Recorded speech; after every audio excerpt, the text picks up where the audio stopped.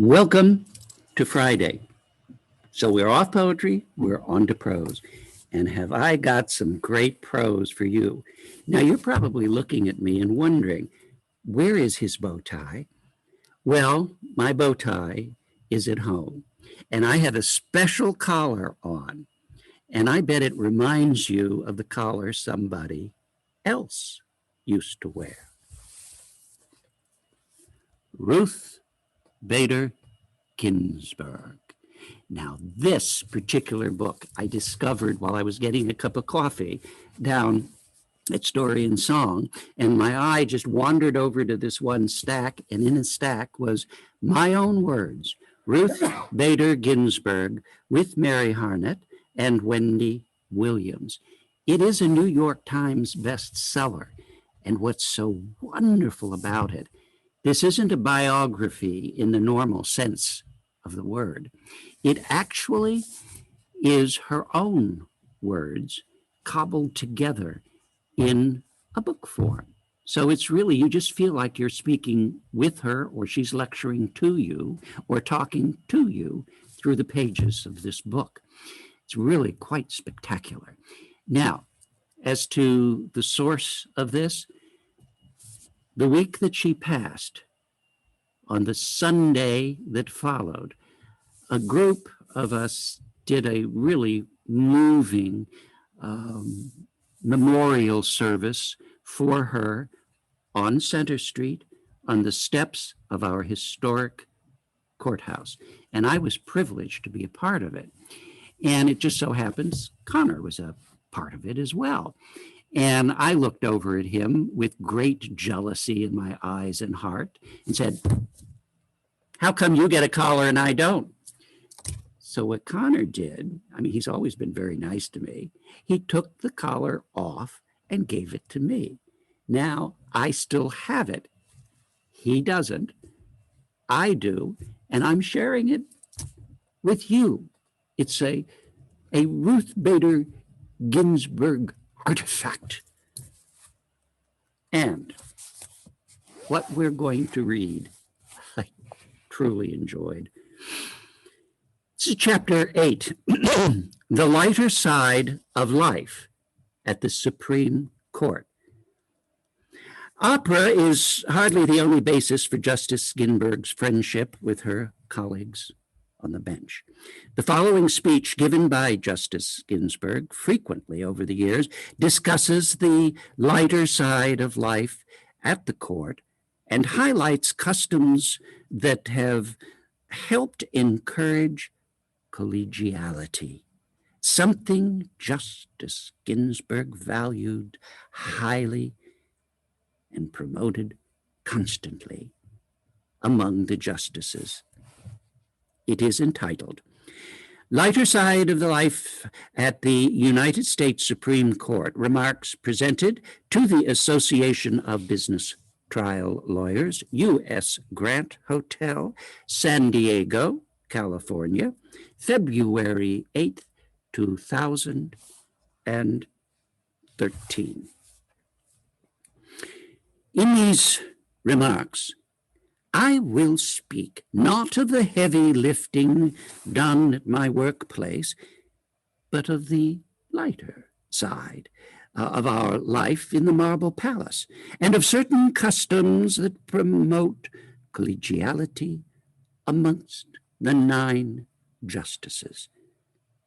Now, my first comment concerns our routine gatherings. They begin with a handshake. Before the start of each day in court and before each conference discussion, as we enter the robing room or the adjacent conference room, we shake hands, each justice with every other. In total, the mathematically inclined will have computed handshakes pre-conference or pre-sitting mornings, total 36. Every day the court hears arguments.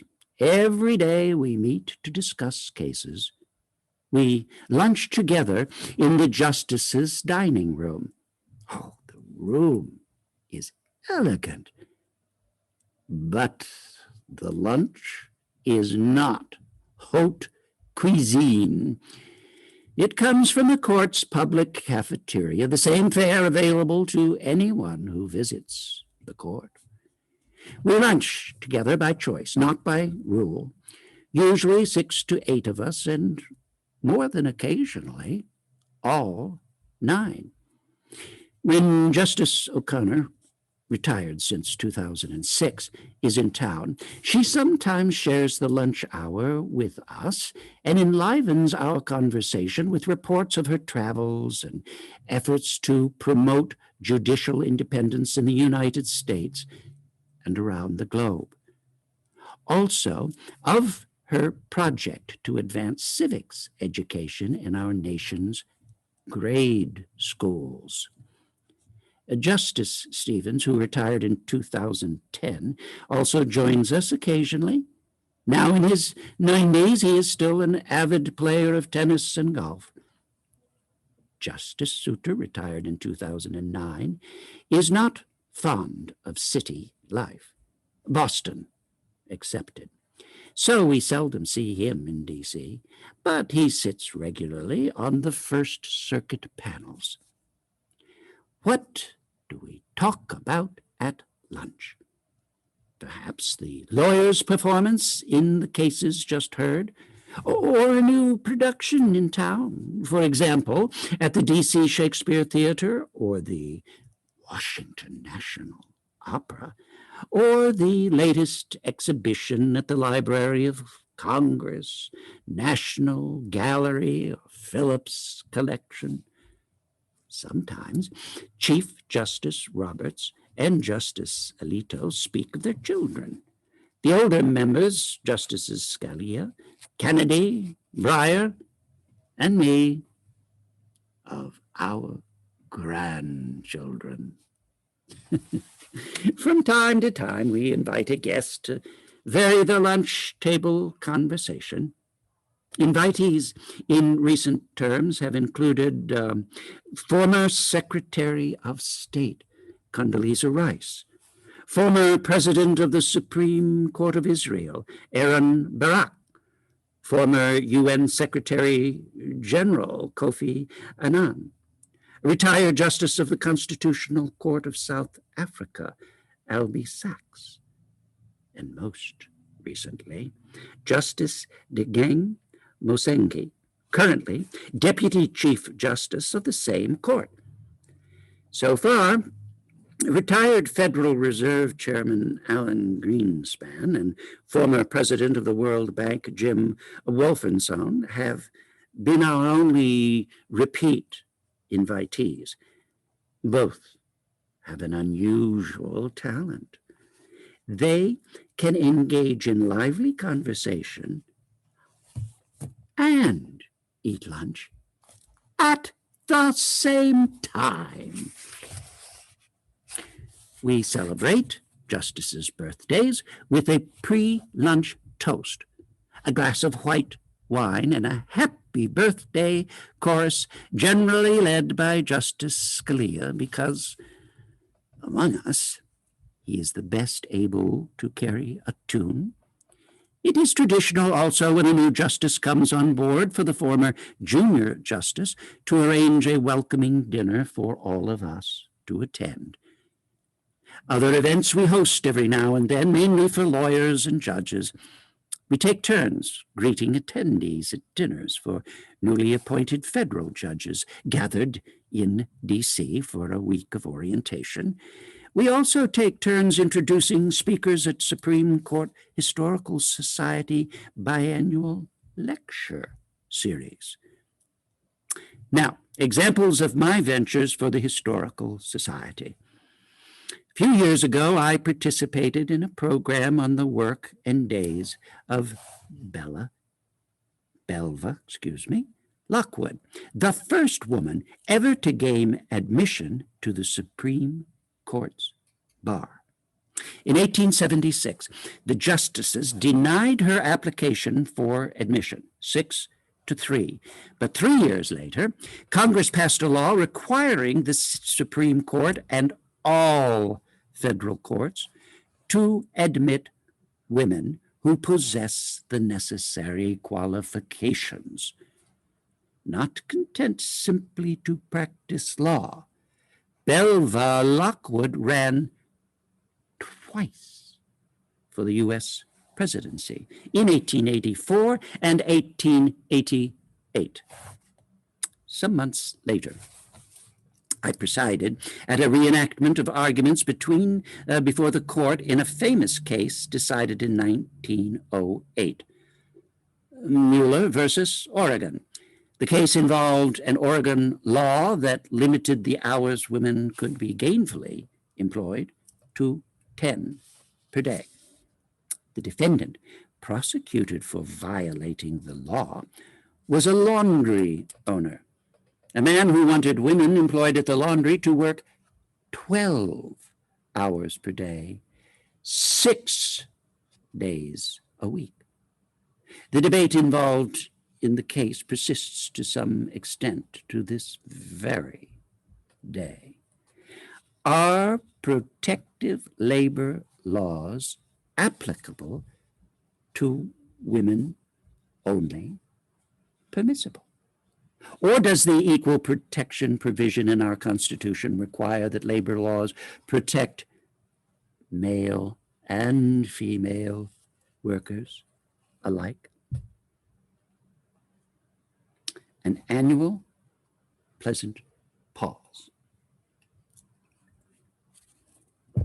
Each May, just after hearings are over, and before the intense end of May, early June weeks, when the term's remaining opinions must be completed and released, the court holds a musicale.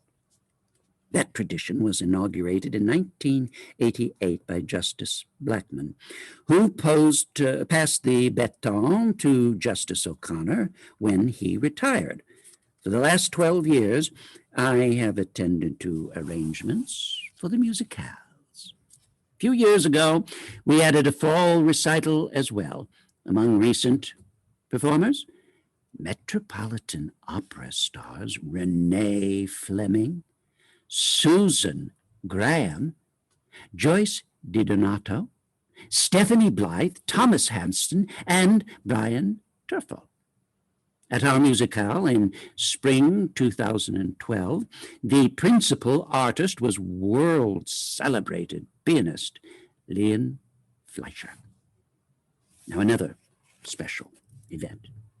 Every other year, the women in the Senate and the women in the court meet for dinner. First time, 1994, there were 2 justices and 6 senators.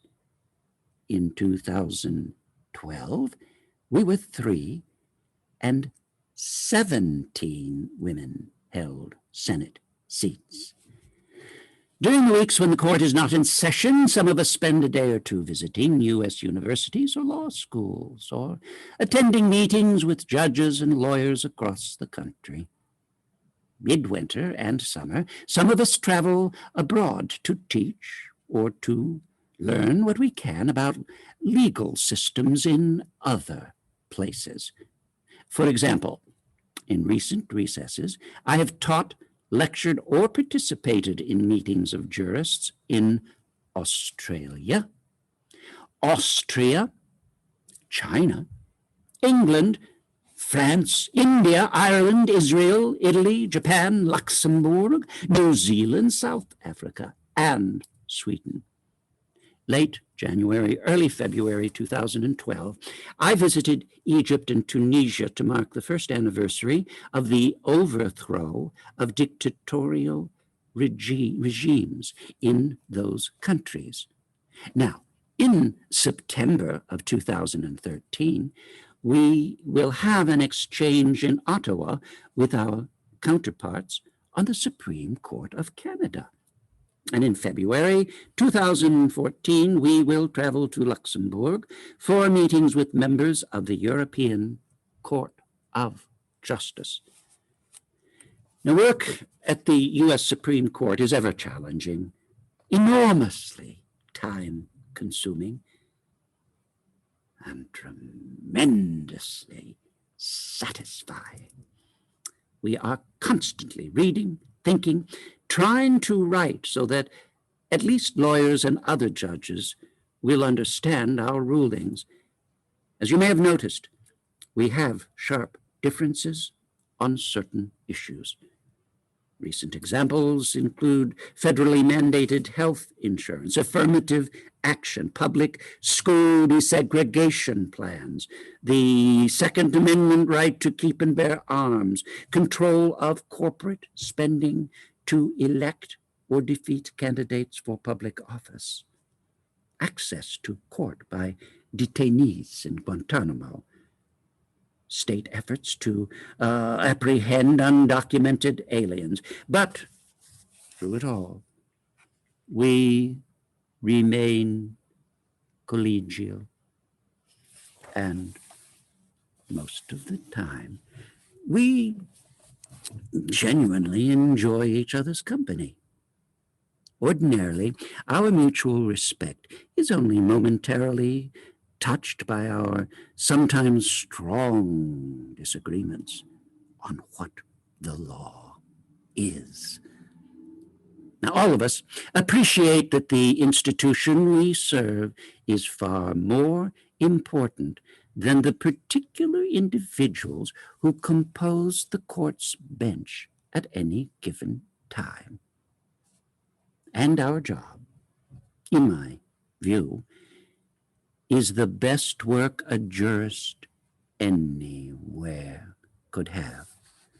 Our charge is to pursue justice as best we can. The founding fathers were wise enough to equip us to do that by according us life tenure, or, as the Constitution says, we hold our offices during good behavior, and salaries that Congress cannot diminish. Our former Chief Justice, William H. Rehnquist, spoke of the role of the judge using a metaphor from his favorite sport. I quote, "The Constitution has placed the judiciary in a position similar to that of a referee in a basketball game who is obliged to call a foul against a member of the home team at a critical moment in the game. Oh, he will be soundly booed, but he is nonetheless obliged to call it as he saw it, not as the home court crowd wants him to call it." End quote. The day a judge shirks from that responsibility, Chief Justice Rehnquist counseled, is the day he or she should resign from office. I heartily concur in that counsel. There are pages and pages of similar articles. I want to show you in the few minutes remaining a few photographs that are included. We'll see how it appears in this. It's relatively okay. There is a photograph of her as a young girl. Here she's older with a cousin and they're skiing. Now what you can't see, because the camera just won't pick it up, is that Ruth Bader Ginsburg, and I apologize for the camera, is or was a very attractive young woman and a very interesting older woman. And Marty Ginsburg, who was the love of her life, was there. Oh, I love this.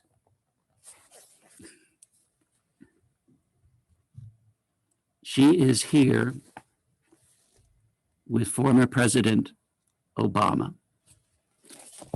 She kept wonderful counsel. Here she is with a Buddhist abbot.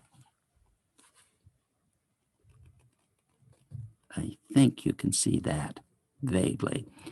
But it's really kind of interesting because though she was of the Jewish faith, she had great respect for all religions.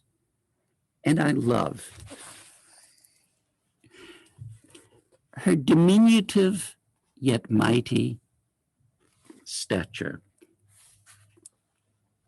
Look at this portrait of 9 giants or 8 giants. And then there is a petite sprite with enormous wisdom, a giant in her mind and in our hearts, right there amongst all of those. I heartily encourage you to browse through this book at Story and Song. It is really quite extraordinary. The title, again, to remind you, is My Own Words, Ruth Bader Ginsburg with Mary Hartnett and Wendy W. Williams. It is, and rightfully so, a New York Times bestseller. And there are such insights that you can glean from just perusing a few of the articles and reportings in this particular volume. And so that ends our Friday afternoon presentation. And I will look forward to seeing you again on the following Wednesday with, you guessed it, poetry. Till then, have a wonderful weekend.